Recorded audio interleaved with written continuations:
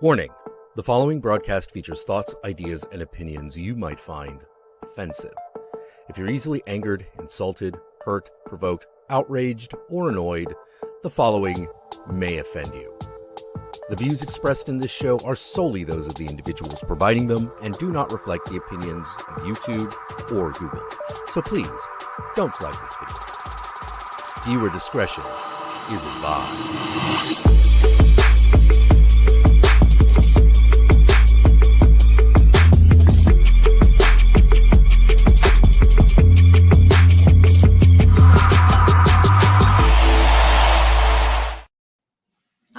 Hello.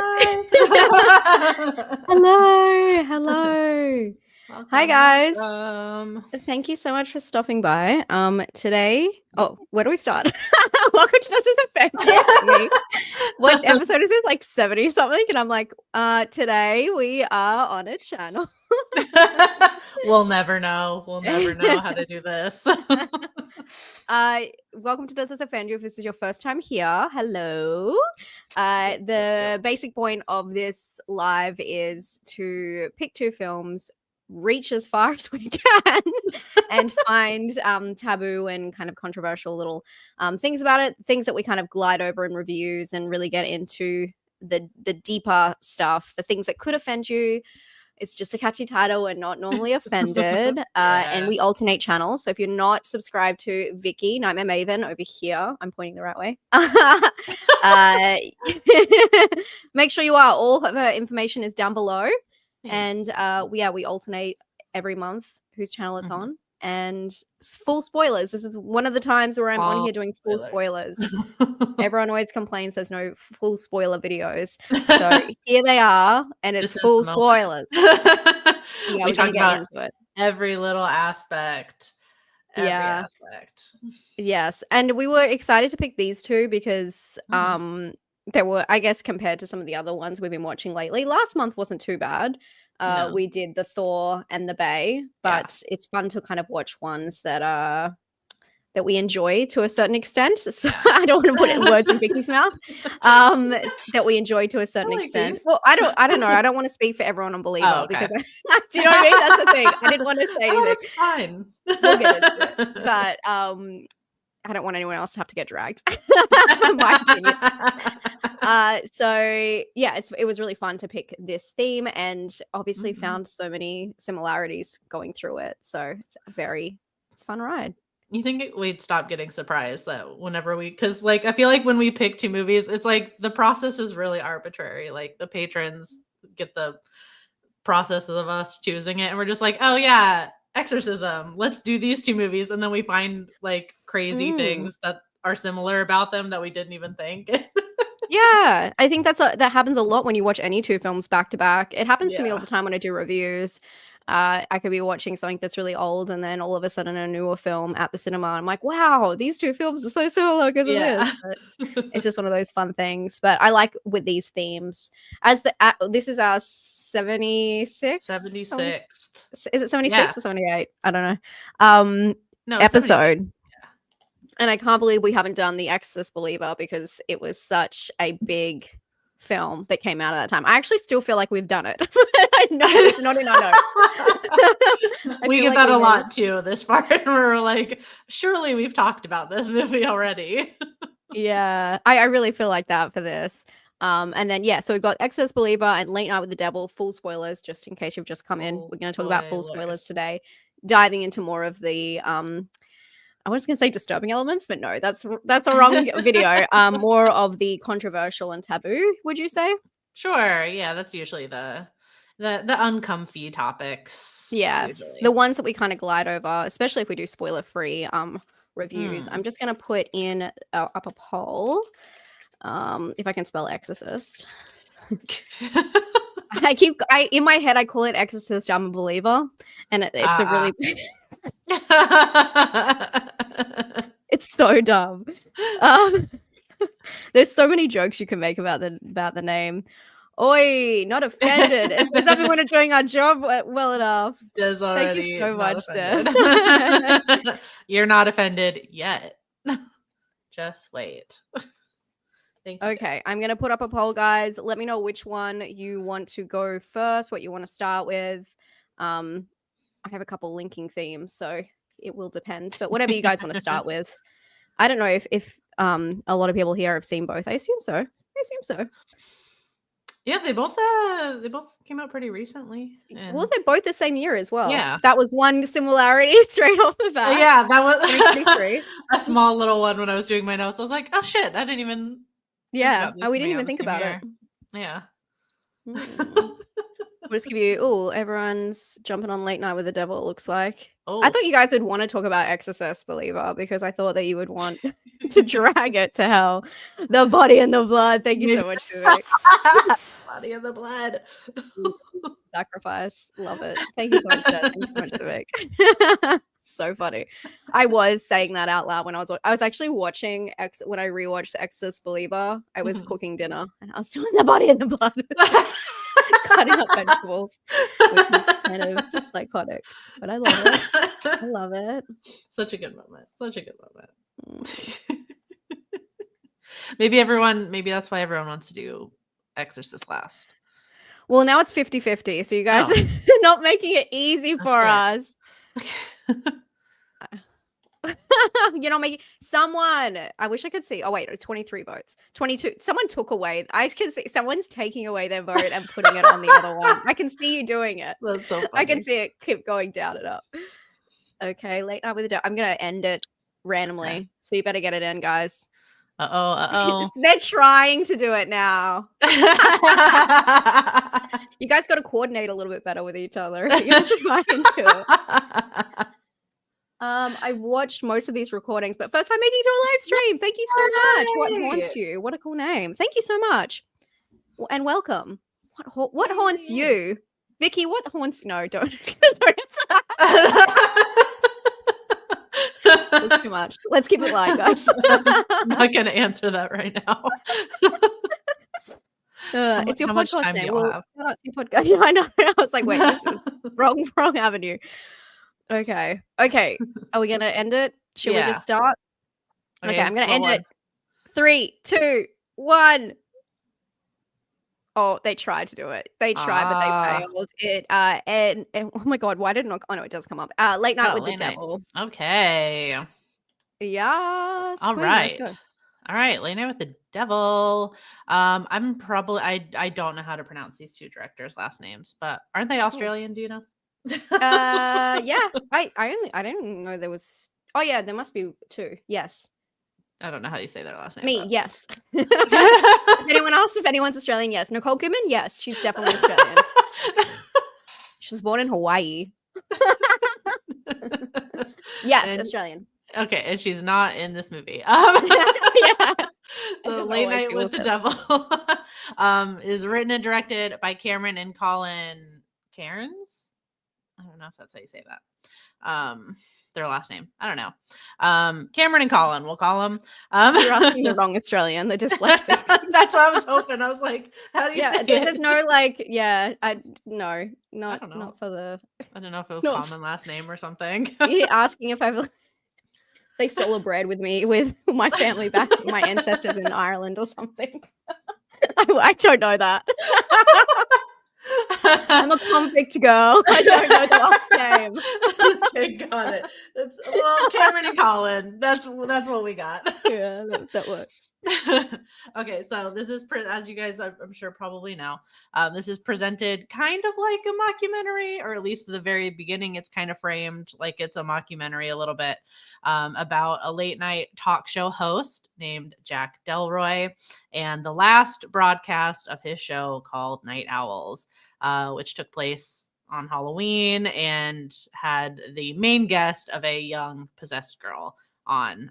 So this final Halloween episode featured a bunch of spooky things like a psychic and a skeptic before bringing on this parapsychologist, Dr. June, and Lily, a young girl who is the sole survivor of a demonic cult. June and Lily demonstrate Lily's possession, which sends the studio into chaos. Lots of spooky stuff happens. They try and debunk it. Then things go like really, really crazy, and Jack kind of like gets all like trippy, and there's stuff with a cult, which we'll get into. But yeah. There's a lot that comes. Yeah. There at the Where do you end, wanna- there's a lot going on. Yeah, it's a fun ride. It's a really fun ride. Yes, it is. Yeah, I hadn't really thought about it being like a mockumentary, but I guess it is. Just at the beginning, Or they a like broadcast. Yeah, yeah. they No, give you're you like right, a 'cause it- rundown, like, so yeah, this they is start what, it like that.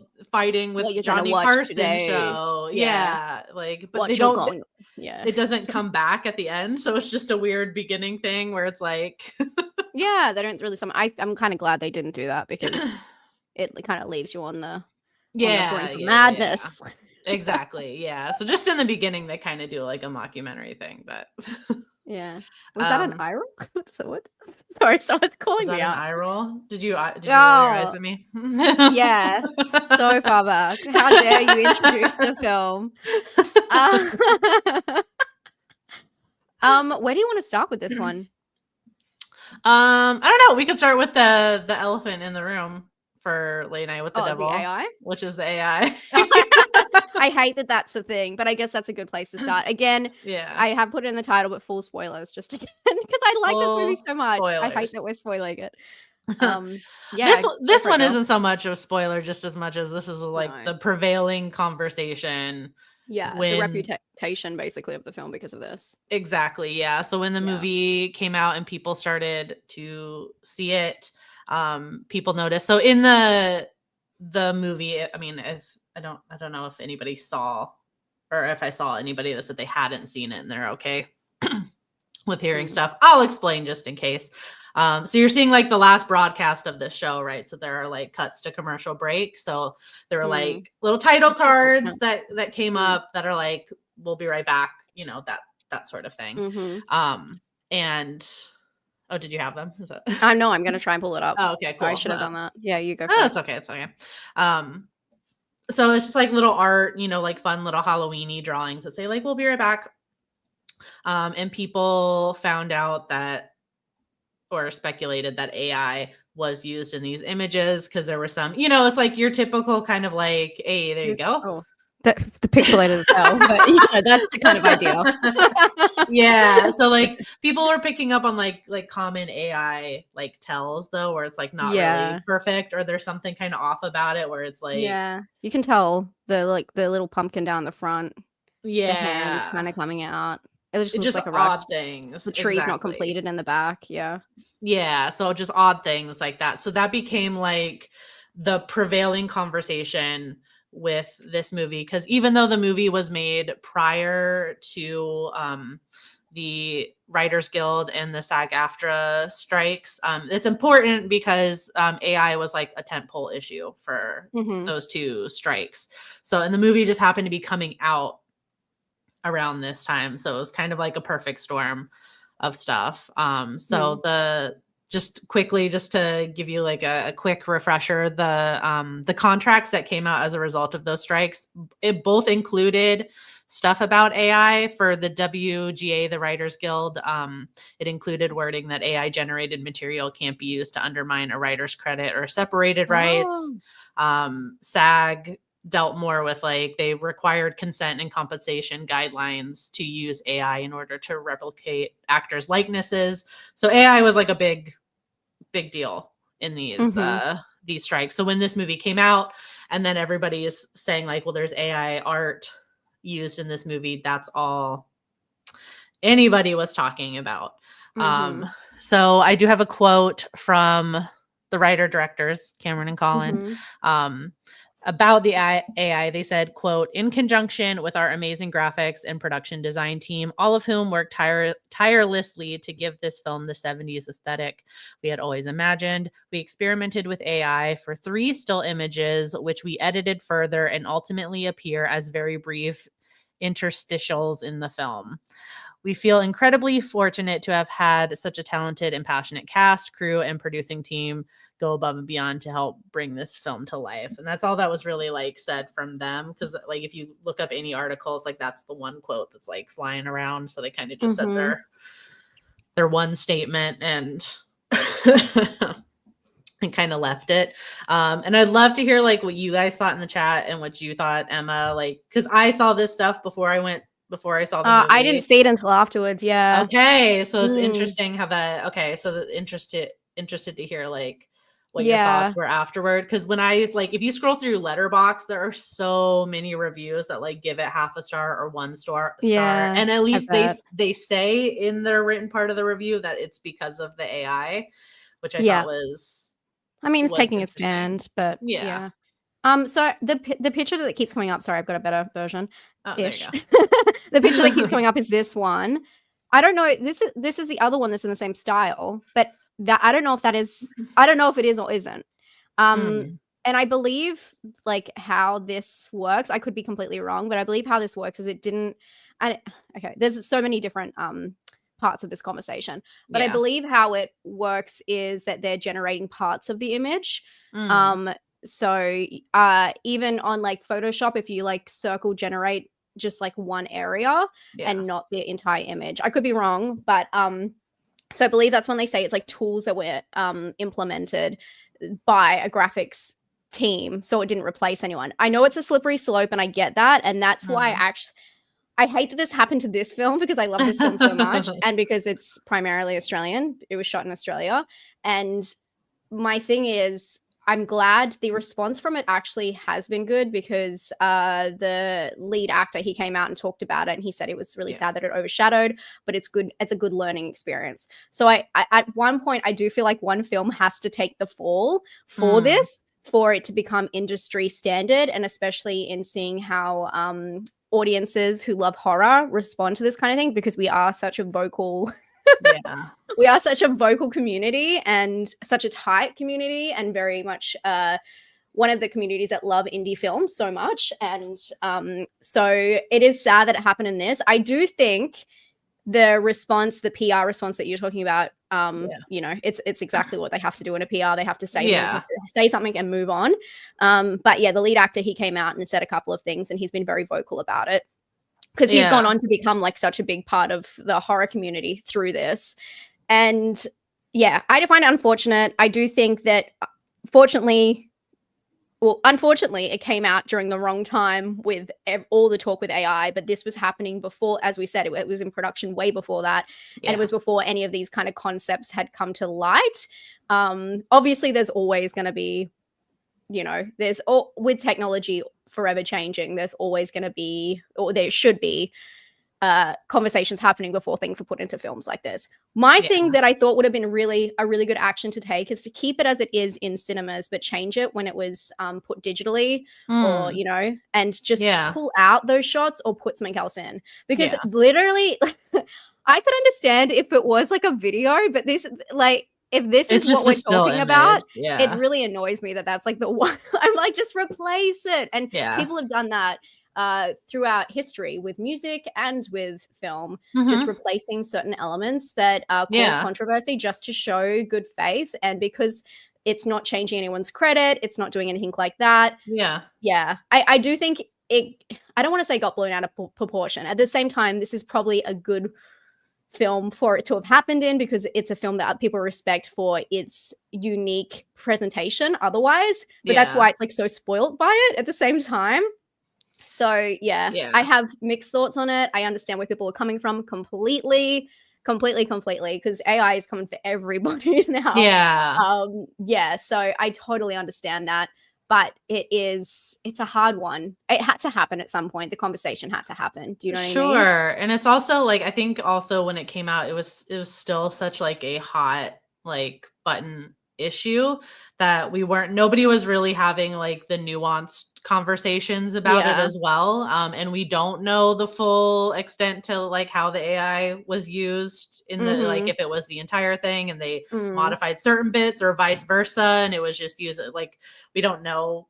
We don't know 100% for sure, but nobody was like having kind of like those nuanced conversations about it. It was just like, it was very like AI bad, this. And I largely agree with that. Like, cause there's a lot that, cause like you said, it is a slippery slope. And I think a lot of people are just afraid of the slippery slope. So it's like, if we don't talk about it, with these movies, then the blah blah blah It blah needs blah to and all be, these things. Yeah. standardized. Yeah. And I do have the quote that you were mentioning from David Desmalkian, the star. Yeah, I was not going to attempt his last name. I was like, the lead.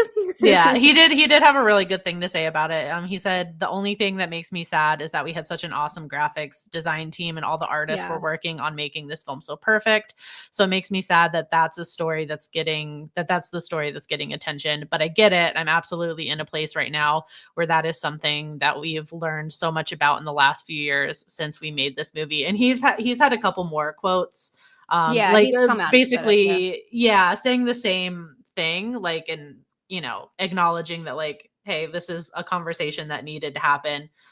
It kind of sucks that it like cast such a shadow on the movie when it came out, but it needed to happen. And I do love in his statements he backs the graphics team, so he has to say, like, it is a decision that was made by the graphics team. So it wasn't to replace anything. The production's like, oh, let's not hire someone, let's throw this. It literally was a decision made by the graphics team that, that with their budget, with their, restraints or whatever. Timothy, I really like that you said this. What's worse, CGI or AI? And I always thought the same thing too, because I think about that all the time. Like, they're kind of sisters. But I guess there's a lot of work and technical skill that goes behind CGI, but I do totally understand, especially when that came out, that would have been replacing a lot of people who were doing practical work, and that's replacing jobs too. Technology changes, and it is just a hard thing to navigate. I don't really think that there's definitely wrong answers, but I don't think that it's navigating where that goes and how that changes in film. I know there's a huge conversation right now about the Wizard of Oz thing. Do you know about this? The Wizard of Oz I don't know what it's, the ball in Vegas, the big circle globe thing. The sphere. The sphere, sorry. Every single word except for sphere. That they extended the original Wizard of Oz with AI to fit around, because obviously the original cut is not going to be there. So they've literally digitally altered and added in actors as like points where they're talking to someone who's off screen, and they've had to add that person in to make it as a complete world. And it's a really cool concept, because us having a sidebar about Wizard of Oz did not it's a really cool concept, because obviously Wizard of Oz, like, the whole idea is that she comes down in a bubble, and I'm trying not to quote a vine when I say that. I was gonna be like, dog. Bro, she comes down in a bubble.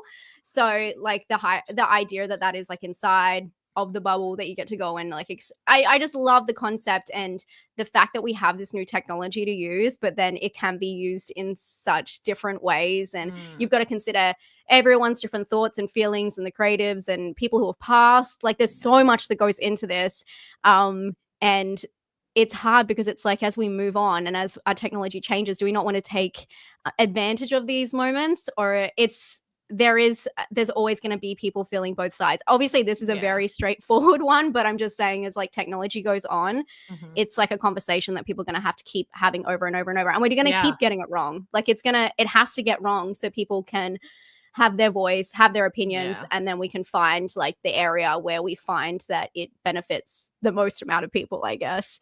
Yeah. So, and I think because it's still so early, there's no like with every, especially technology that involves media, there will eventually be like guidelines and rules and things that come out, like with everything, like on the radio, like when TV started happening, like when, like when people started posting on the internet, like on YouTube. Like, and I think it's, just scary also too, because we're still learning all these things, like you said, and we're still going to keep having to have these conversations, and eventually it'll be more regulated and more guidelines with it.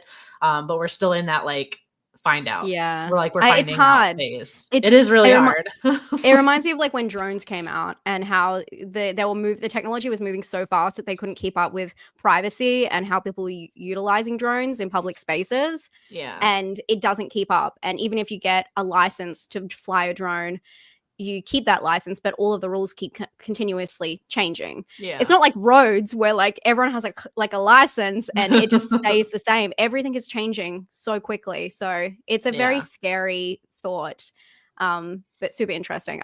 So I'm not going to give a spoiler, but I just watched Black Mirror episode 3. Have you watched it, Vicky? Oh, yeah, no, don't spoil it. Oh my God, Vicky, you're gonna. I won't say anything, but you're gonna love the third episode. You're gonna. I'm not kidding. I was gonna say this to you before. Go watch it. You're gonna, Vicky. This might be your new favorite thing. But you know, obviously Black Mirror deals a lot with the relationship with AI and you know, technology, and I really enjoy thought-provoking content like that. And it's so interesting because then they don't use AI or anything like that to make the production. So it's just like a thought experiment. And yeah, I think we just gotta keep having those conversations and have them openly and hope for feedback. But unfortunately, we see this with, I mean, this is getting a bit bigger, but you see this with a lot of films.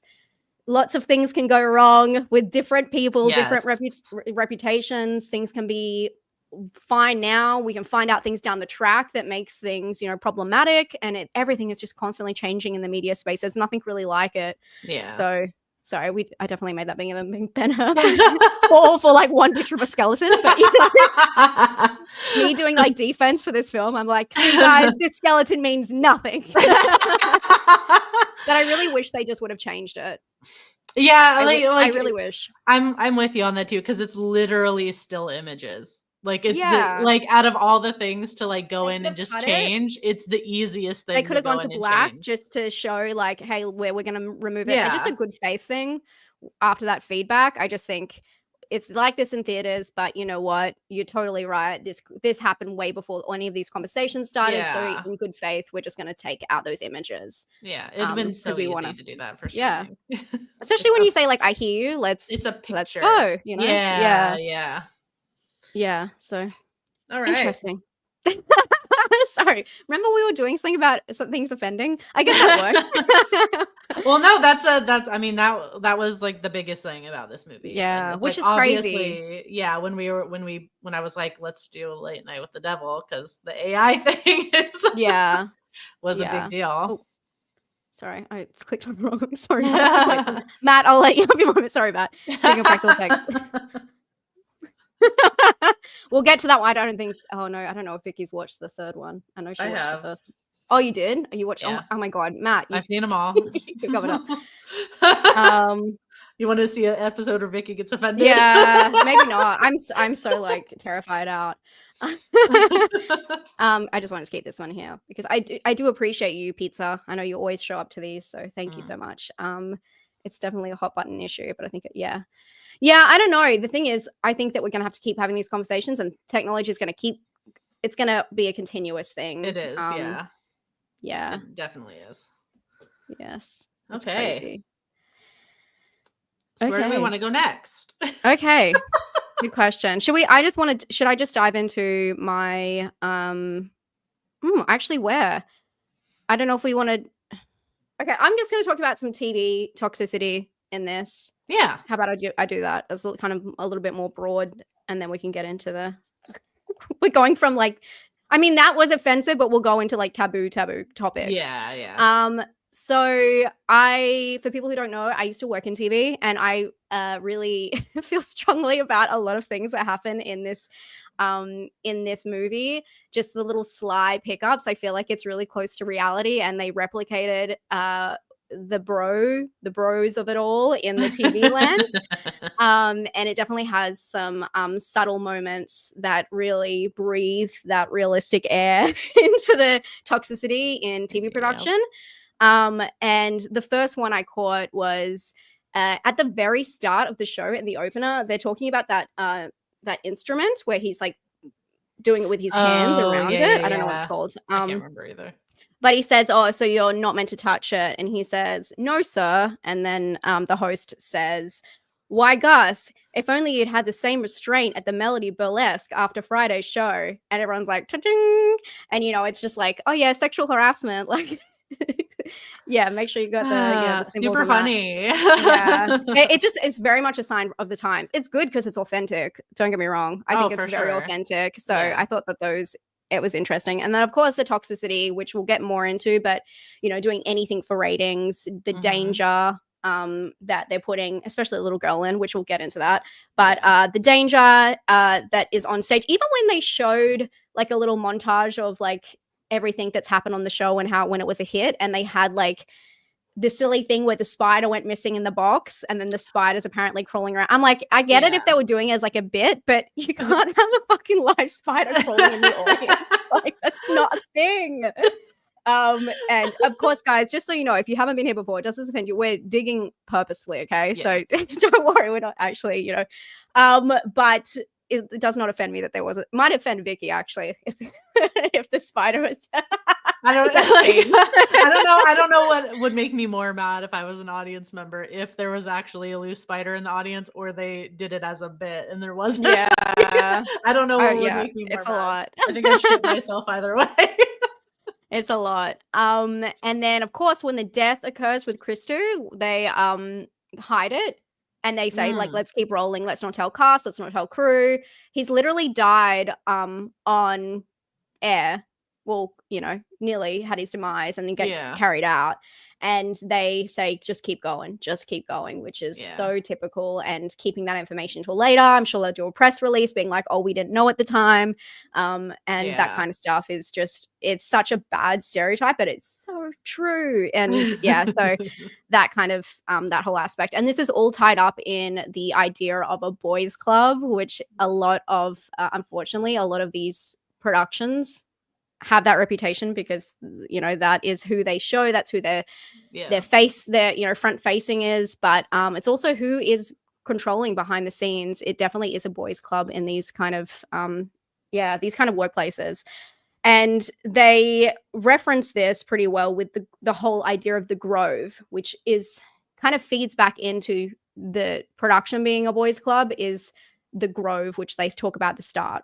Yeah. So this is the club, the secret club that the host is part of, and it's a men's only club that's been around since the 1800s. And they explain that it's very alive and well at this time when they're filming. But I find that to be like copy and paste, and I'm going to give you the example of where I think it came from. By the way, I just found this when I was looking it up. I never looked at this before, but Crazy. Obviously it's a copy and paste from things like the Freemasons as well, which is still going today. And I didn't know, but they have allowed women in there now. They can have their own little I don't think that this is a very universal term, but we have like gumnut guides in Australia, and like girls guides, gumnut guides, and you know when they do the offshoots for like, we'll accept people, but they can have their own little brand. Do you know what I mean? Okay, yeah. You know, like you can have your own, but it has to be like the girl one.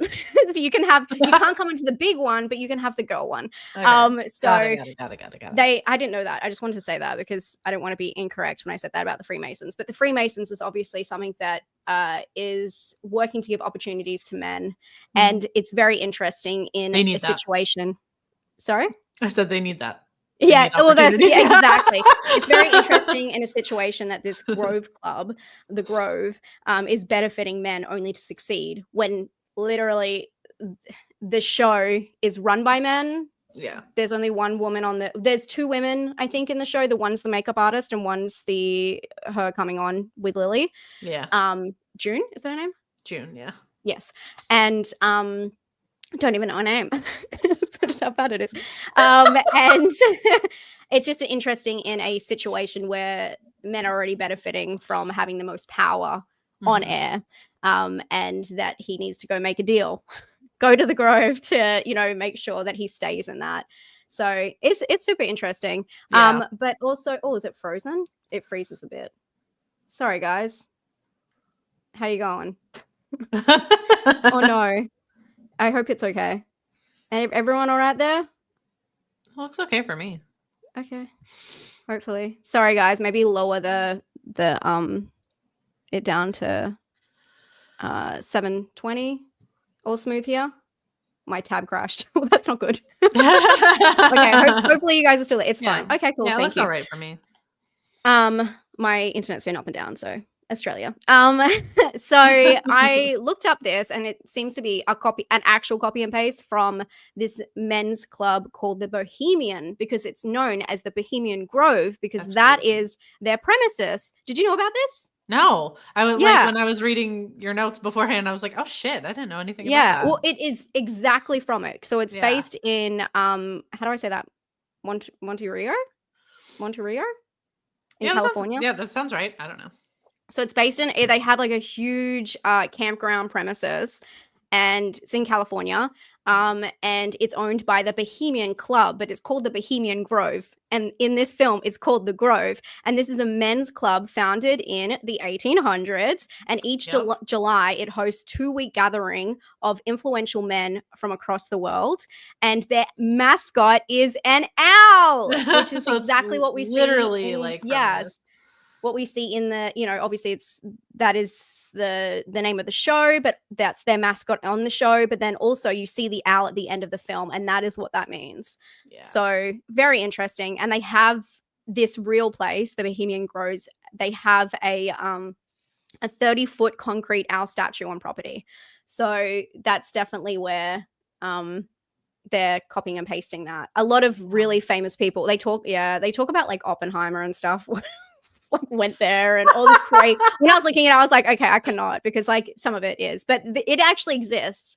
So That's again, crazy. like a men's club to benefit men. And then I like how it's put into the idea of being on TV in this really toxic environment. So I just thought that was it's very interesting. That's crazy. When I read that, I was like, I had no idea what I wouldn't give to be a fly on the wall. And that for those 2 freaking weeks.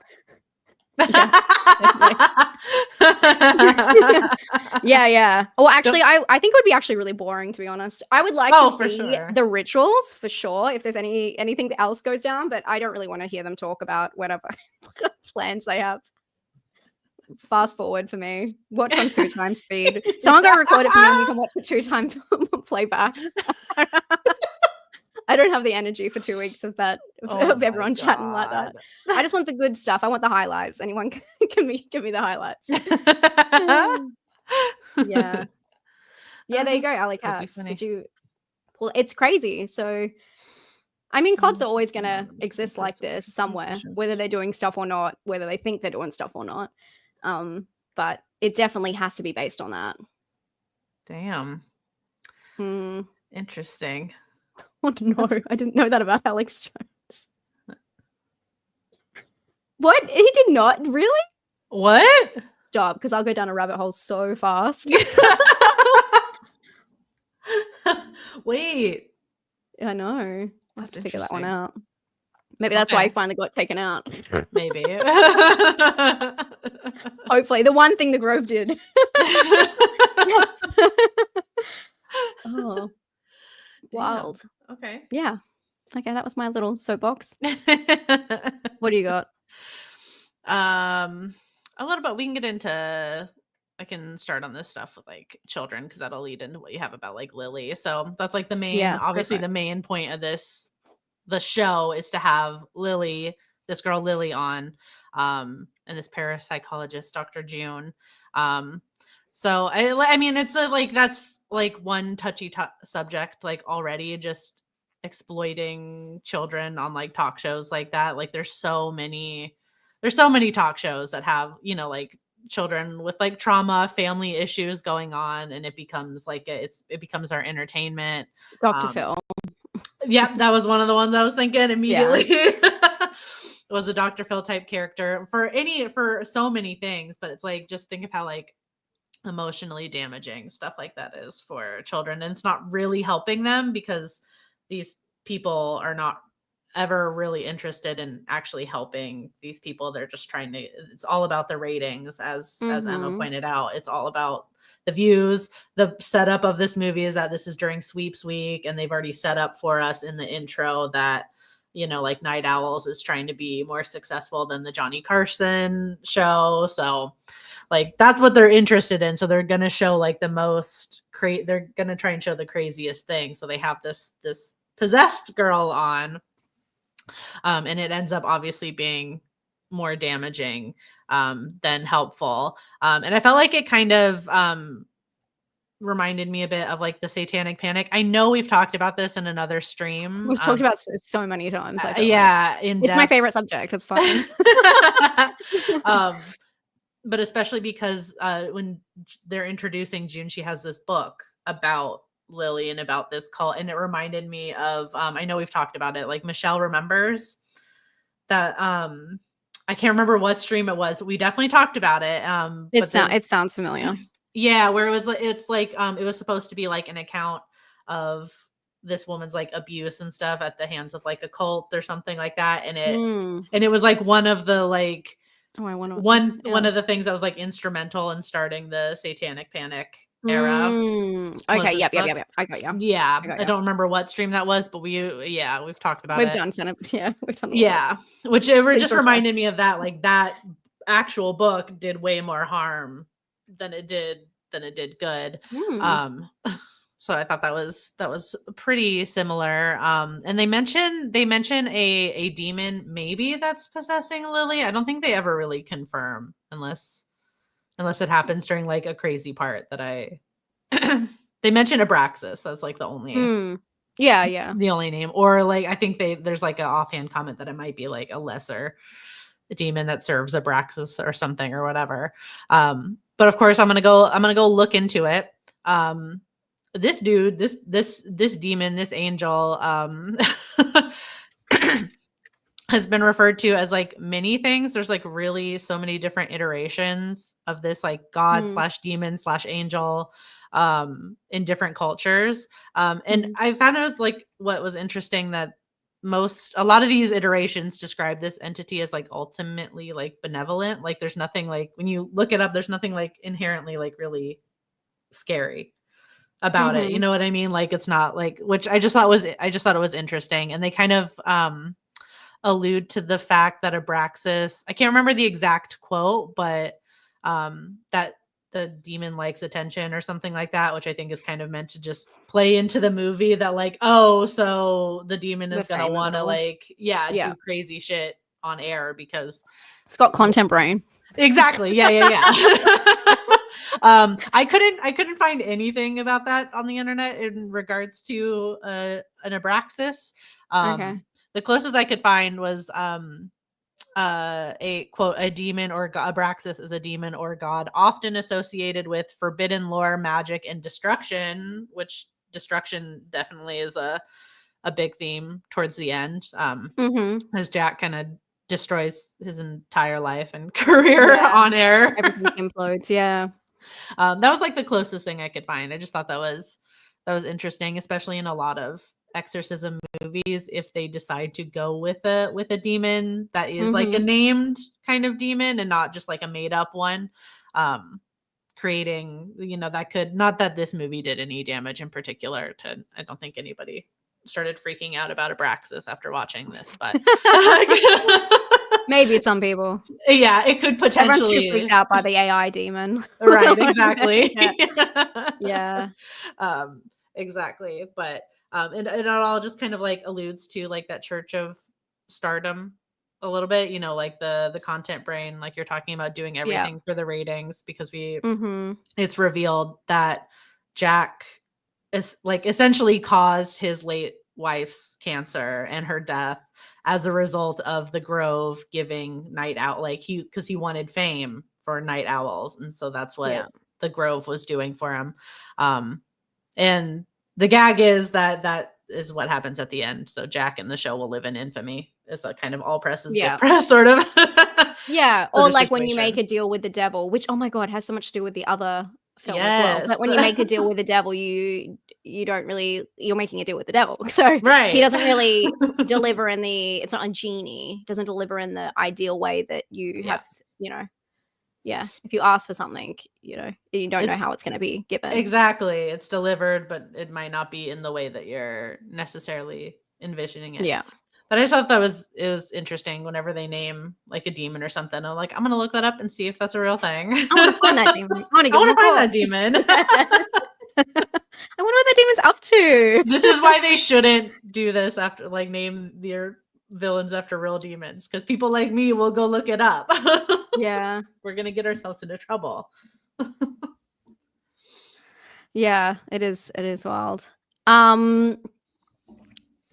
Okay, should we go into, sorry, I'm just seeing someone say something about ads. I hope there's not too many ads playing.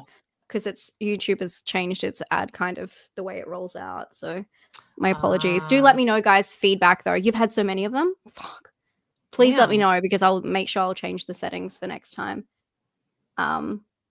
Interrupting ads. Oh my god. Sorry, guys. I haven't had any issues like that before, but I've had a few comments over the last month, so I'll definitely look at adjusting that. My apologies. Weird. Okay. I don't think I can change anything while it's live, unfortunately. Yeah. Hopefully it's not any. It's just pop-up ads. Okay. Well, that's better than Oh. like skipping ones that actually come up. So Gotcha. Okay. just close your eyes, guys. Listen to our beautiful voice. They were more towards the start of the stream, but they're getting better. They're skippable. Okay, ads is ads. Never stop. Oh, okay. Okay. Sorry, guys. I will look at that because there have been some new policy updates and I didn't know how that was going to affect lives. I don't do lives very often, so I will look at that for next time. Okay. Hopefully I'm not interrupting your ad break with this important announcement. So I think this is really interesting. I have this kind of back and forth with both films, so I'll just talk about it with Lily's exorcism in this film. But I think it's very important when we talk about I guess the idea of the little girl getting possessed is something that horror loves because it can show the innocence and you know how little girls are meant to act compared to the demonic presence that takes over. It's a very stark contrast. Right. So in this film, I guess we'll talk about in Exorcist Believer as well. But sorry, I'm trying to find because I've kind of copied and pasted these depending which one we went to first. So coming of age is explored in a lot of horror subgenres, especially in exorcism. Yeah. But what I find really interesting is how they display girls when they are possessed, because they give them, unfortunately, and it's really gross to talk about, but they give them like a taboo sexual behavior as part of it, because it's meant to show the little girl, and then as we said, the contrast between her and this presence inside of her, and to make someone do something that you would never expect their character to do. You would take someone who is meant to be this prim and proper, seen and not heard kind of girl, and then have them say some really, to be honest, sexualize them. And it's so disgusting because a lot of these characters are underage. But we see these in lots of films, like The Last Exorcism. If you guys have seen that, I love that film. And of course, The Exorcist. Duh. But in this film, they definitely have those moments for Lily. She's brought on, she's very quiet. She's also very naive and doesn't really understand what's happening because she's had a really traumatic childhood. She was literally born into this world as like a human sacrifice. Like she was bred to be a human sacrifice, which is probably the most fucked up existence I can think of. And so when the demon comes out of her, she says things like this. She says, she's talking to Jack, and she says, you know what happened to his last whore? She died an ugly death. And then she says, Jack and June went up the hill to fuck each other's brains out. And then the audience gasps. So it's like this whole like shocking delivery.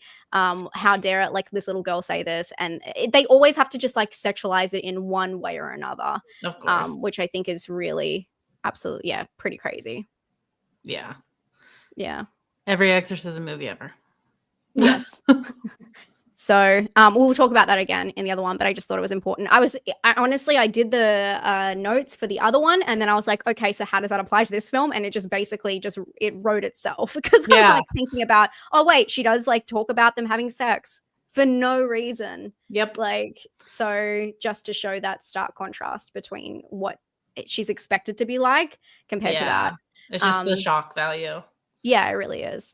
And especially coming from a little girl. It's hard. I did try and think about this in terms of when we have like boys in movies, and I wouldn't say it strays from this is actually taboo to talk about, but it doesn't stray from that all the time, because a lot of that is rooted in the fact that the abuse that happens in the church, and a lot of that does go into backstories of when boys are possessed in movies, but it's never like this outward sexualization. Or no, I shouldn't say never, because I'm sure there is examples out there, but I feel like every single time there's a girl, it's thrown out there. I don't know. The only one I couldn't figure out is if in The Exorcism of Emily Rose, I don't think there is one, but she is older. She's not underage. She's like at uni, so Right. Yeah. or she's like 17 or something. I don't know, but yeah. Although they get away with that in a little bit because she is a little bit more proper and like Yeah. I mean, it could be she dresses modestly, so there's still that kind Yeah. of like they still got to and throw she's out in on her that. own. Yeah. She's not like this person who needs to be protected from, in the society. But I also don't know because I haven't watched it recently that there could be a scene like that. Who knows? Yeah. So Yeah. fun discussions, guys. What a day. What a day. Did you have anything else for this one? No. We covered Yeah. Well, covered it let me all. put on my little yeah. ticker. We gotta Does wait. this one offend you? I'll get a poll up for you guys. Does this one offend you? No. Vicky? No. It doesn't offend me. I just wish I could have watched it before all the AI discussion happened because the first time I saw it was with that in mind. So I was like, oh no, where's it going to be? How extensive is it? And it, so it like definitely colored my first viewing. But Yeah, that's a bummer. Because Yeah. I honestly, I saw it, I think I saw it 3 times in the cinema. And I saw it, the first time I saw it, I didn't know about it. It wasn't really a conversation. And then the conversation was starting to come out when I went and saw it a second time. And then I was like, where is it? And I was looking for it. And I think I even like probably missed that the first time around because it is such a just throwaway. Yeah, sliced in there. Somewhat offended. Ooh. Okay. All right, Okay. there's still time to be fully offended. Still forming our opinions. Thank you so much, Des, for your blood sacrifice. Thank you, Des. Yeah. You guys are so inappropriate. Oh wait, no, this is appropriate, I guess. This is appropriate. Just had to say. Had to make sure you do. I mean, yeah. Who doesn't? I think it was good. 0%. 0% offended. There's still time. Yeah, there's still time. Thank you so much. Though. Maybe the next one will get you. I'm gonna say that so to much. Everything. There's still Thanks time. for your blood sacrifice. That was really nice of you. And again, guys, I'm sorry about the ads. I'll fix it for next time. Shall we move on to the guys? We're gonna get into spoilers for Let's go. The Body and the Blood. The Body and the Blood. Let's go. All right. Yeah. That's what it should have been. The Exorcist, The Body and the Blood. All right, let's talk about The Exorcist Believer. I can't wait to see the chat going on this one. Directed by David Gordon Green. Also came out in 2023, like we mentioned. All right, so this movie, we're following Victor, who is a single dad to his preteen daughter, Angela.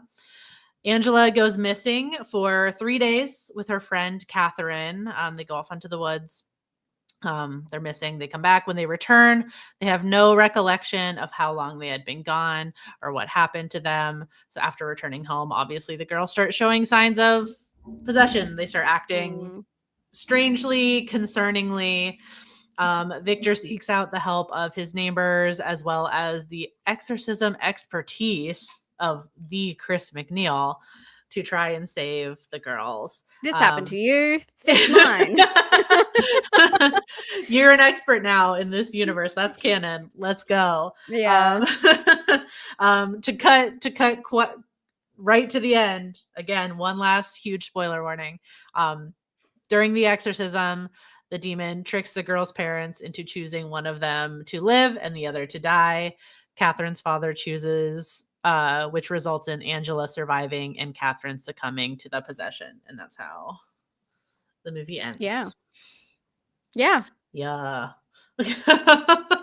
I have to say, this is so crazy we picked this and we didn't know, but the film is meant to mimic, because the girls disappear for 3 days, Jesus going to the tomb and then his resurrection. This is literally an Easter film, guys. The girls disappear for 3 fucking days. They go to the tomb and they come out an Easter bunny full of chocolate. That's how that works, right? I just thought that was such a weird coincidence. Our timing is honestly kind of incredible. Like, the mom even says that in the movie. Like, she's like, yeah, Jesus went to hell for 3 days. I don't remember hearing that in church though. Absolutely wild. Crazy. where would you like? You know what? I'm just gonna get into. Wait, no. Where do you want to actually start? Because it might be off topic. No. I was Yeah. gonna say, like, do you want me? I'll just finish the conversation about the Yeah. sexualization of Yeah. young girls in exorcism films. Yeah. Just a light conversation, guys. Dropping make believe Christian. The bunnies were there, I swear. Okay. Yeah, totally. So obviously we just talked about this in the last film, but we have to go through this. It's not done directly though, which I find really interesting. So obviously The Exorcist has the original has a lot of scenes, has the crucifixion scene, which is one of the most disturbing scenes.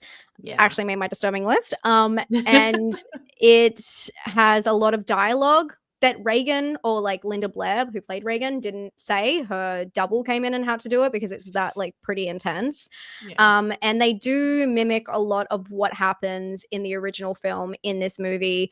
The setup, the dogfight, just little elements throughout, but they also replicate the dialogue in some degree. So one of the girls does say the famous line about your cunting daughter, and so it kind of does have that same shock factor, but they go through the shock factor in a very different way in this film, because they don't have the girls directly replicate or directly do anything that is, I mean, that's definitely shocking, don't get me wrong, they do shocking things during the exorcism scene. Just the transformations are insane, but more so the dialogue isn't as heavy and sexualized, but they found different ways to do that in this film. Yeah. The man, sorry, my voice just dropped. Satan said no more. So there's the dad, Victor, he goes to a homeless shelter. He's like trying to find if people know where the girls are. And he is talking to a bunch of them. And he's like sitting down and he's talking to like this man. And this man just out of nowhere starts making an innuendo saying that she could be out doing other things and doing like motions with his hands and stuff like that, about insinuating she's out, having sex with somebody. And that's where she's gone to, which is just awful. And then they follow this up with when the girls are found and they're returned, they do a grape, I hate saying that, grape kit. So yeah, because they're missing for 3 days, they don't really have any answers. And I mean, I just think it's really interesting, the approach to that, because it's not, I mean, what the guy says is very shocking, but I do think that is I don't know, what can you say? That's a hard kit and process for anyone to go through, let alone a little girl. And it's interesting that they show that in a way, and that process, is it to disturb the viewer? Like, yeah. But it would be something that would happen, but it's just interesting because they never really show that kind of stuff in films unless it leads to something. So I just thought that was really interesting, where the minds can go and how the girls are sexualized in this film. It felt more like a kind of like a harsh reality almost to it. So instead of like overly sexualizing it, it's like, this is the result of that over sexualization. Like, they're missing for 3 days and they don't know where they were and they can't answer. So you're, like anybody who's seen like any like true crime, anything, is like, well, this might have happened. This they could have been assaulted. And so seeing them go through that at the hospital is kind of like and here's the really very real life, disturbing, uncomfortable results of that potentially having happened to them. It's an interesting one, to say the least, especially just nothing comes from it, right? Thank God. But it's not normally shown. Usually that process is shown in a film when it leads to some kind of case being made, or I don't know, something. So it was just really interesting that they put that in there. And when they found them, it wasn't, because we see that a lot in horror movies. They find someone who has no idea where they were, or something has happened to a character, but we never go through that process. So it was a very interesting take, for sure. Definitely made you feel uncomfortable, which probably was its desired effect. For sure. Absolutely. Mm. Yeah. Heavy stuff. Yeah. It makes everyone uncomfortable. I love not love, but I found it interesting that, because like when you have, now that we have two possessed girls in it, you know, two possessed, two furious, for Believer here.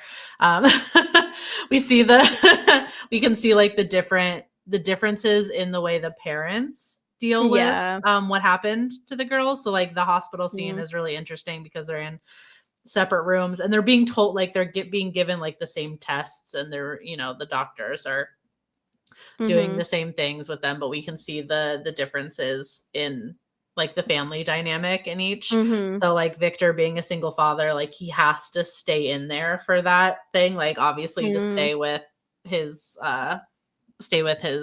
child while this is happening. That's really like traumatic and uncomfortable, the entire thing, let alone doing the kit. But they make a point to show a moment where in Catherine's room, the dad has the I guess the privilege, I guess, to be able to leave the room at that moment, and so the mom just stays with her, which I thought that was interesting to show, and I thought that was a really important thing to show, like because that's something that I think maybe a lot of us might be able to relate to, like, you know, like a dad not wanting to like do that stuff, be involved with something like that with you, and then it, you know, it ends up echoing later on during the exorcism when he is out of the room for a large part of the exorcism. I thought that was interesting. Sorry, I missed the comment. Sorry, I was kind of going with what you said. They made a really good comment.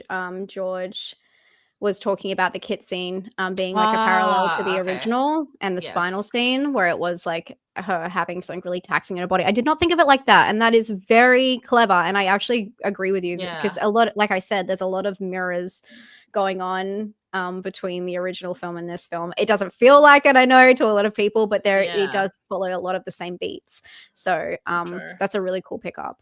Very smart. Like that. It's like that medical invasion and uncomfortableness, and then it echoes this spiritual invasion. And seeing your child in pain as well. And not really like, and it's like you're trying to help them, and so it makes it harder, you know, that it's uncomfortable and it's painful.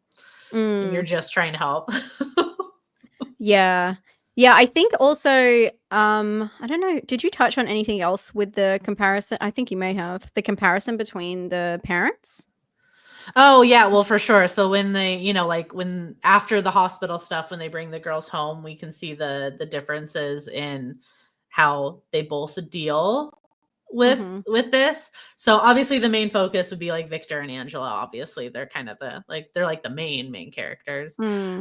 Victor is, you know, is like, he's kind of represents the more secular view. So like obviously we're kind of set up at the beginning with his wife, who is, you know, feels a little bit like is the more like spiritual one, has more of a belief system. And then after what happened, it's like it's kind of noted that he's a little bit like reserved now with that. He's full on a skeptic. Because of what happened. Is like titled. It's what it's about, basically. He has to believe exactly whatever he believes. So he's like, he kind of takes on like the secular role between the two initially. So like when Angela starts getting worse, like he takes her back to the hospital to get more tests done, and then eventually to like a psychiatric facility to like, he's trying to figure out, you know, like the practical reason for what's happening. While Catherine's parents, we don't like really see this. It's like, we know that they take Catherine home, and we don't really return there until Victor goes back with Chris McNeil. We see the church, and then that's it. And then we go back. So we don't really know like her progression. Catherine's parents literally just take her to church. Like they take, like, to me that I don't want to say like that triggered me like in a way like something horrible happened to me. My parents made me go to church, but it's like that, like it just, I felt that in like my soul a little bit, like something like she just went through all that stuff, and she's like in that scene, like she's standing in, I think like in the bathroom or like looking in the bathroom mirror, and her mom comes in and is like, you know, get a good night's sleep or something. We're going to church tomorrow or something like that. And it's like, after she just went through all of that, you're still going to make her ass get up early in the fucking morning and go to church.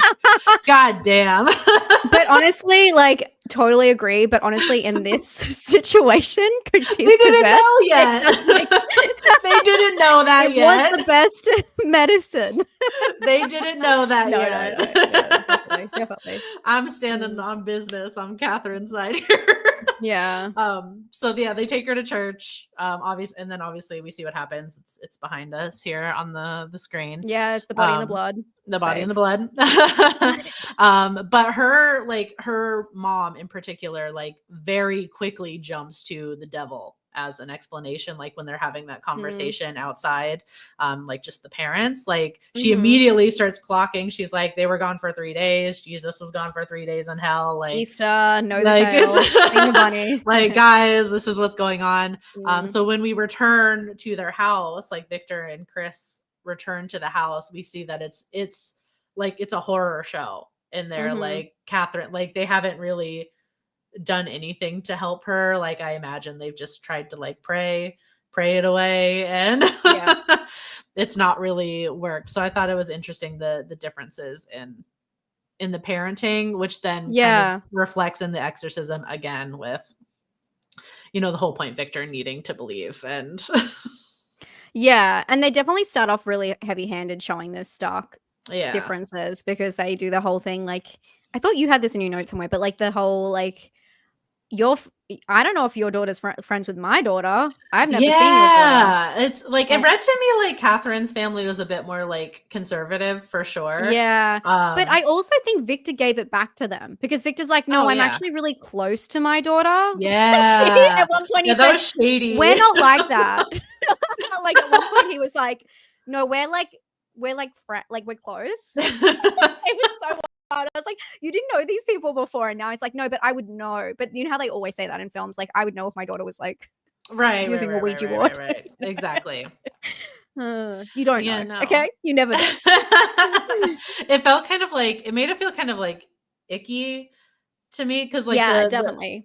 Catherine's parents are like, well, I didn't even know our kids were friends, which obviously Victor knows to an extent, because Catherine says hi to him at the beginning, like, which kind of at least notes that he's aware that his daughter has this friend, Catherine. Yeah, and Catherine told her parents that she was at a different friend's house. Yes. Right? So yeah, there was like a bit of weird communication there of how that fell down. And I wonder if that's intentional, because usually when I was a kid, you'd say you're at your friend's house and your friends would say you're at your house. You wouldn't add an extra person into the equation unless there was a reason for that. So exactly. Yeah.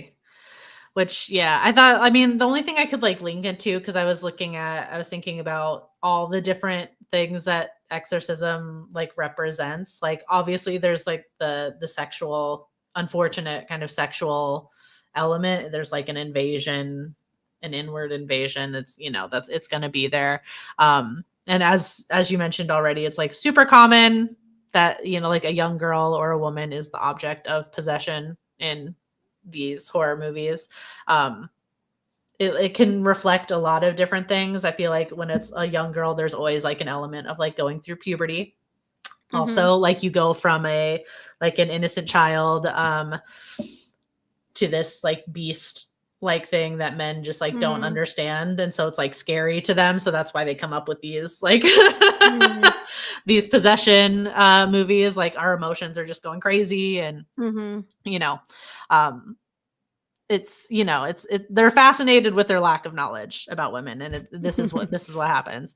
The movie, like, these kind of like exorcism movies also bring up like themes of women or young women not being like subservient to societal expectations, which I think like it touches on a little bit in this movie. Like, there's some sort of like acting against societal norms or some sort of transgression that they do. So in Angela and Catherine's case, you could see it, I think, with her parents, like them simply being friends, because like their reaction to that gives to me like they would feel uncomfortable with their daughter hanging out with like people of color.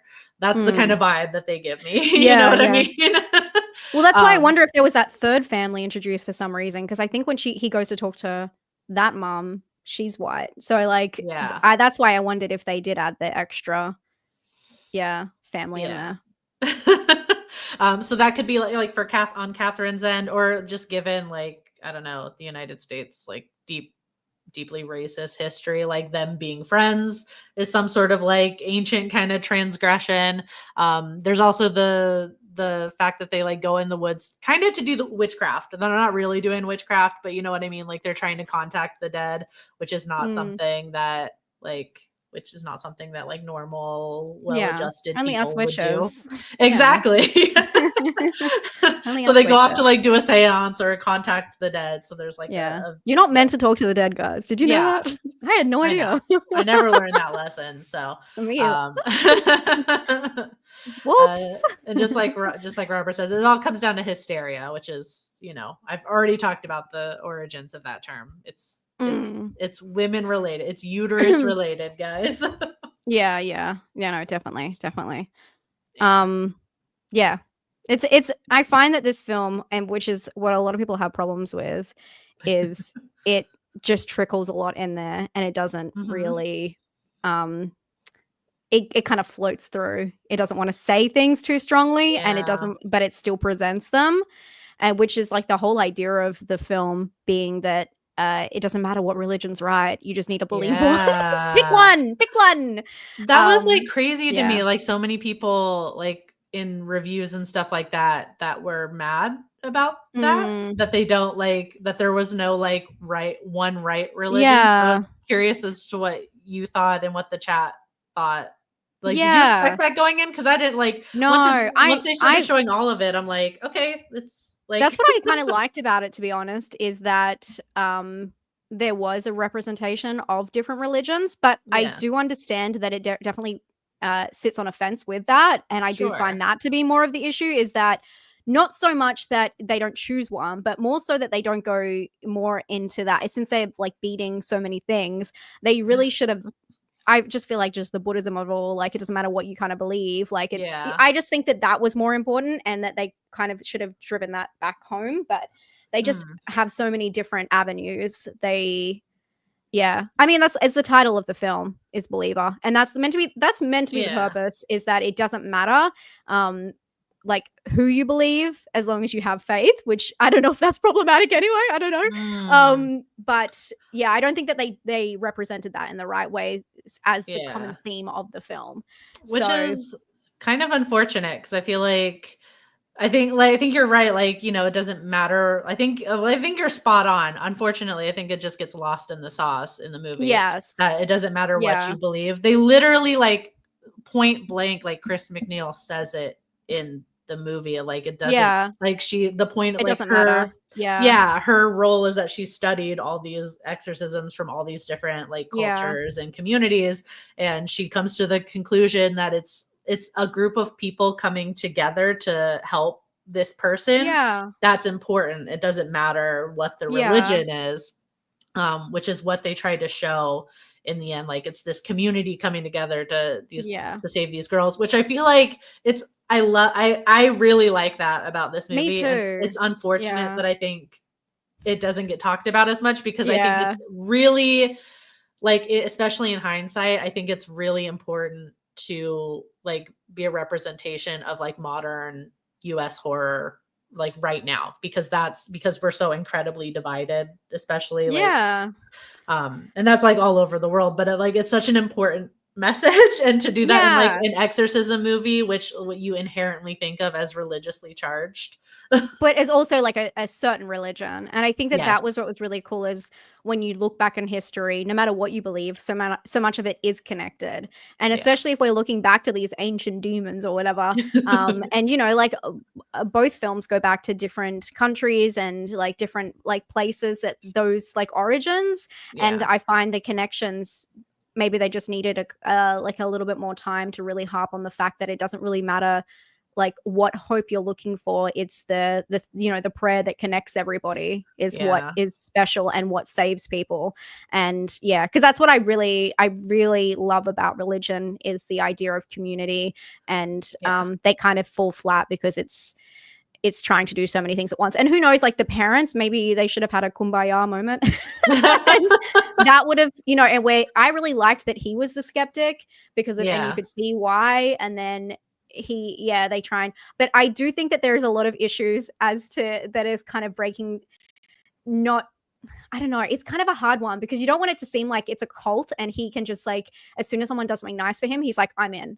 It is his belief system and it's not as easy as just switching that. But they do have some moments where the religion of people, it's really aggressive. And like when they break into his house when his daughter's missing and start doing like, like rituals in his house, and I'm like, can you imagine a stranger like coming into your house and be like, don't worry, you know, his neighbor's just like, yeah, we hang out at the gym, so I'm just gonna bring all these people in. That's not okay. Sage and Palo Santo, and we're just gonna do stuff. So it's like no one's doing anyone favors, and they're kind of like painting them all the same way. And then of course we get the church situation and just things like that. And I'm like, I don't know if it was the right approach. So but that was something I was really looking forward to in this film when people were saying like, oh my God, it's going to represent so much more. I wouldn't say all religions, but it represents a lot more. And it is really hard to do that in the runtime, especially, you know, then you make it about Easter. So, like, but I know a lot of religions have like the 3-day missing, you know, like there's so many different connections in across religions. So. I mean, Christianity totally stole that anyway. So yeah, that's what I'm saying. Like a lot of different things mimic the same. And that's why I think that it would have been way better to have that. But they were trying to fit so much in, you know. So yes. Yes. Well, they did fit in. I mean, I guess one thing that maybe could potentially be offensive, out of the all religions thing, they do take which I thought was kind of fun. They do take a jab at Catholicism specifically, because I feel like a lot of exorcism movies like take the Catholic route. I think it's for aesthetic purposes, like only, you know what I mean? Like it's like all the stained glass and the collar and the robes and stuff like that. It's it's very aesthetic. It makes it seem more like intense. If you're fighting a demon, I think. Good backdrop. Yeah, exactly. I think that's really the only reason. But we see this Catholic priest that gets consulted, like he sits out for most of the exorcism, like he's too nervous. He passes the responsibility off to Ann Dowd's character kind of a little bit. And then he kind of has this like Avengers moment where like he steps in and it's very dramatic and you're like, oh my God, this is what we need. This is what's going to do it. And then he gets like completely just like bodied by the demon, like immediately. Like, yeah, it's interesting. Out of the all religions thing, it was just funny that they're like, we're going to take a shot at the one that we're most familiar with. I kind of hate that he came back. I don't think it was even needed, any of that. But again, that's just to replicate things that happened in the first film. But I really don't think, like, again, if we're going to go about this community and it doesn't matter what you believe, then it shouldn't matter about the profession or like that someone is up that high. Obviously, it's very problematic what they're doing anyway, performing an exorcism. So let alone, bringing in a professional to do that is, it's just... I feel like it just got a little bit off topic with what they were trying to focus on.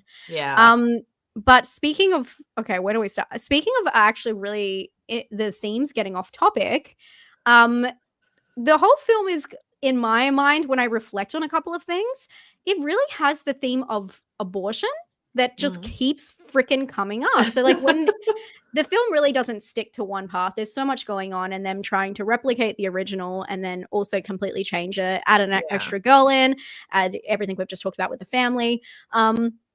The whole start of the film, of course, we're doing spoilers here. If you've just come in, spoilers. I always get so scared.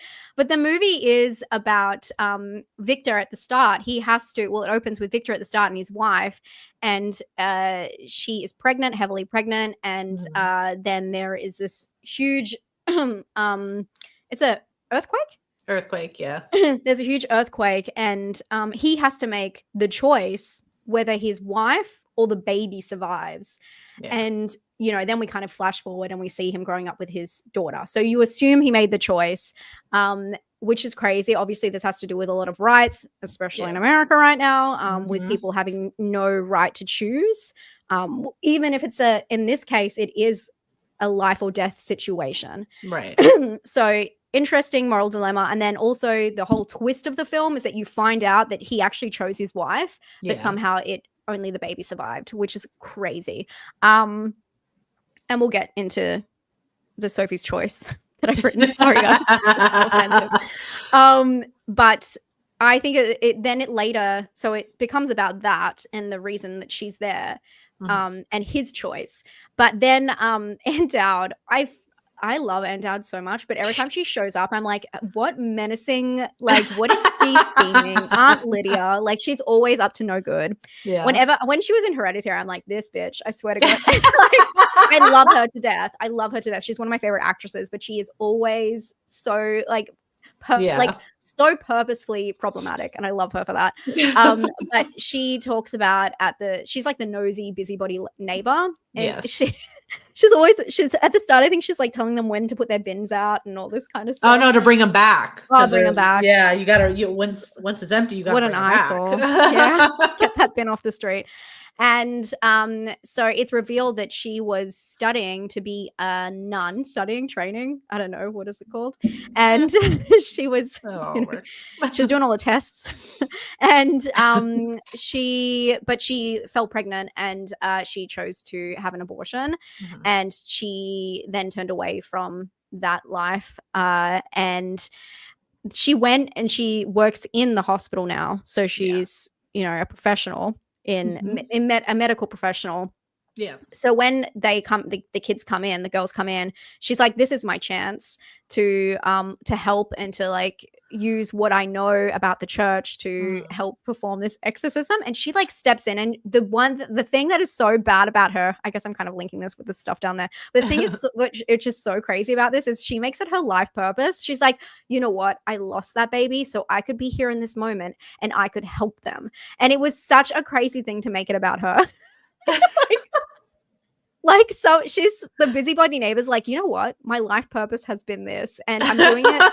She's a medical professional, and she's stepping in and doing this, which is absolutely wild to me. She's like, I couldn't make it through all of, actually giving my life to God, but we'll try it out this way.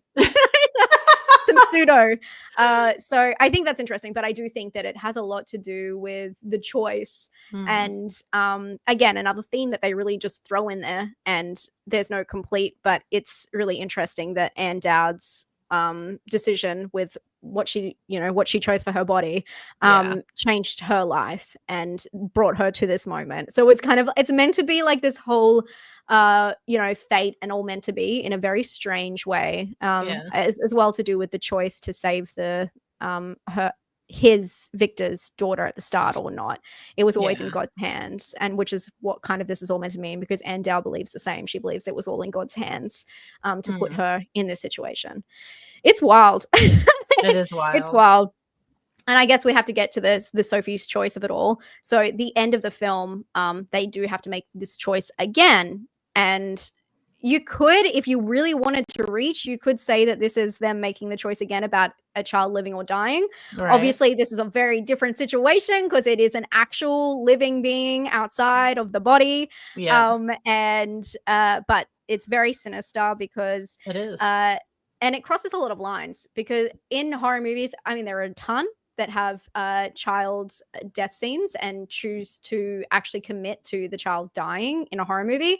It's not a line people don't cross purposefully. Obviously, I can think of a couple. I'm obviously not going to say them, but you know what I'm talking about. There's a couple that have that, and that becomes the pivotal moment of the film. Or it usually happens towards the start of a lot of movies, because that's what starts the grief and depression and things like that. But especially with children, it doesn't happen as often. And this film, they have to make the decision while they're going through this whole exorcism, or just while they're really possessed. The demon says you need to choose one and the other one will die. And then he put his little, I've been watching so much Survivor lately, it's like a little Survivor twist. These votes will not be read like this. But there's a twist. This person's not going home. They're going to the other camp. Kind of like that. But they say, so the dad ends up, Catherine's dad, Tony, which is, the best character in the film.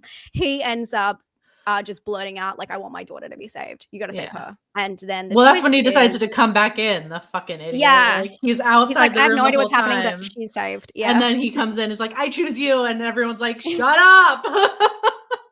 Why did you give that like the Pikachu I choose you I kind choose of you. treatment? That's what he said. He said, I choose you, yeah. Catherine.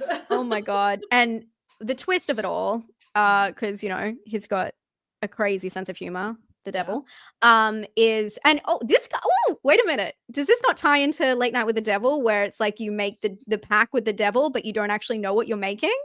Literally. Yes. Like Yeah. the fame. Yeah, it's the same thing. So Yeah. the twist of it is that they're actually choosing which one is gonna be Die. sacrificed. Yeah. Or I don't know if it's sacrifice. Is it sacrifice if they're like demanding it? I don't know. I don't know, I guess. They're not sacrificed for anything. So anyway, but which one has to go? And this echoes obviously what happens at the start of the film, where Victor had to choose between his wife and his daughter, and it chose the opposite. So Yeah. I don't know. God's always here to choose the other one for you. I don't know. There's something there there's something there. But yeah, so it was pretty brutal. Like I just remember that being such a big topic as well, with like so many other things with this film, that everyone was like, I can't believe that actually happened. And I was like, that is like, you know, lack of better term, ballsy as fuck. It really is. And then you see they don't her do that. get like dragged to hell.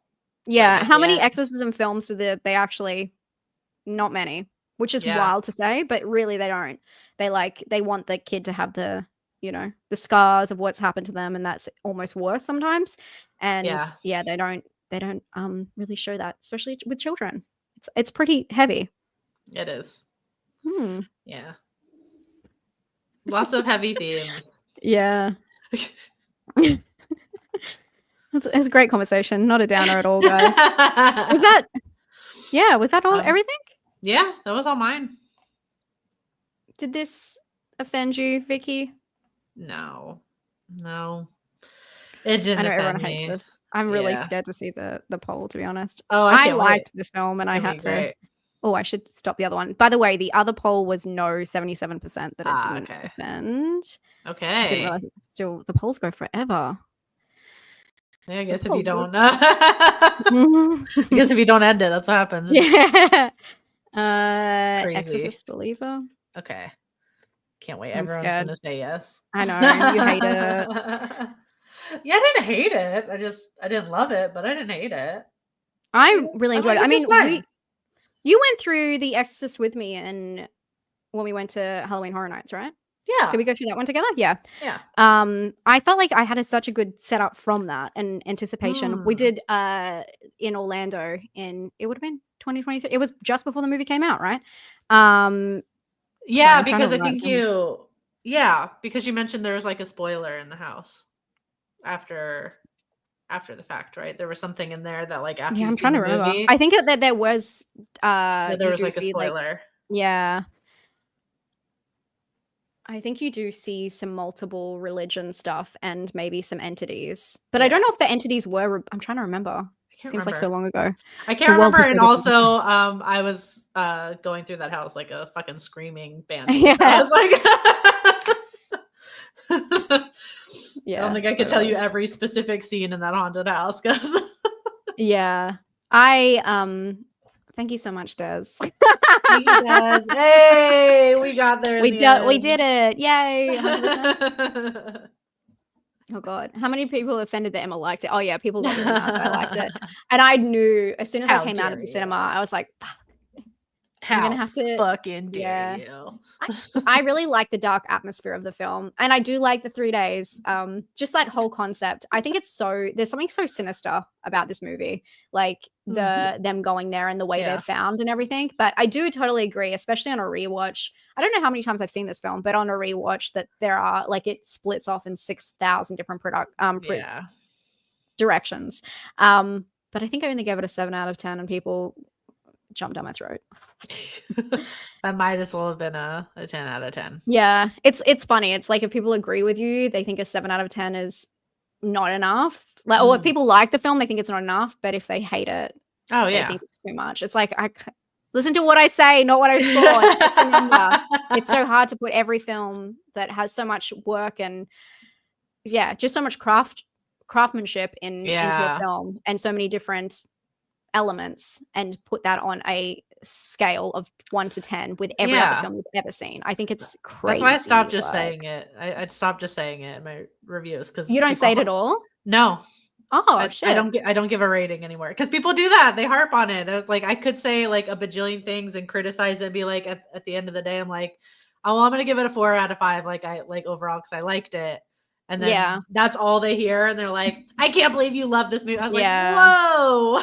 Or people say like, oh, for everything that you said that you really liked about it, you only gave it this score. And I go, yeah, I get that. But I think I also see it as a product of like what it's trying to achieve and the intent behind it. So if it's not a masterpiece, I'm not going to give it a 10 out of 10. That's just how it works. Right. And I can be really positive about something, but think it's good for like just a popcorn horror. It doesn't have to be like the most perfect. Yeah, it's really hard. It is really, really hard. And then you can't win, because they're always going to harp on something. So I just stopped saying, like, you can look on my letterbox and see what I rate stuff, but I'm like, I just stop saying it in videos, because I'm like, it's no.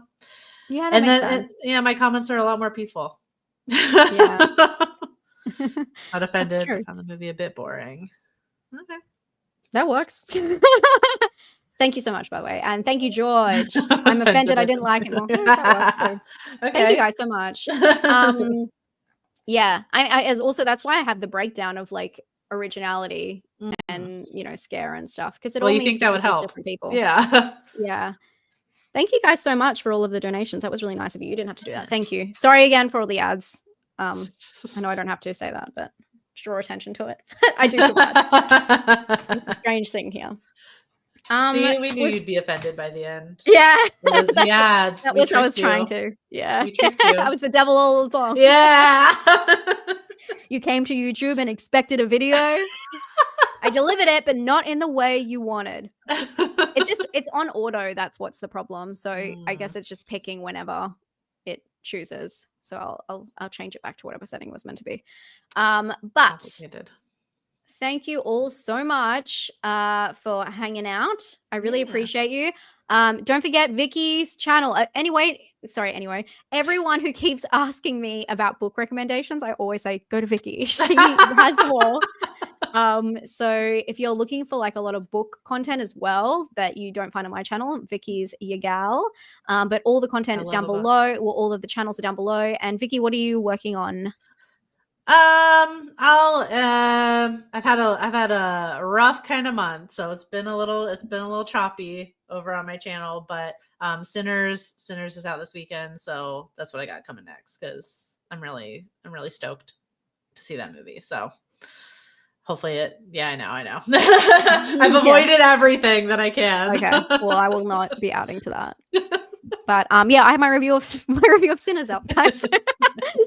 And yeah, that's it. Also, guys, I want to say, look out, especially everyone who's here today, just special little secret squirrel announcement. Make sure you're keeping an eye on my community tab, because I'm going to be asking for some input from you guys that will go into a video next week. So if you want to be included in that, you want to keep an eye out for that post and comment on there, and you might be included in a video. Thank you guys so much for coming. Anything else, Vicky, that you want to say? Do? On the spot. No, that's it. I don't know. Do a dance. Okay, well, next month it will be on Vicky's channel. If this is your first time coming, come back next time. We'll be over there. So make sure you subscribe. And thank you guys so much for joining. Yeah. Have a lovely weekend. And happy Easter. Happy Easter. I don't know what people do on Easter. Go do that. Santa? Something like that? Okay. Yeah, I don't know. Hang out. Okay. Have a lovely one, guys. Thank you so much. Thank you to all of the donations as well. That was very nice of you. Thank you, guys. Have a good one. Bye. Bye. I haven't pressed it yet. Bye. Oh, wait. I'm trying to press leave instead of end. Okay, there we go. Bye.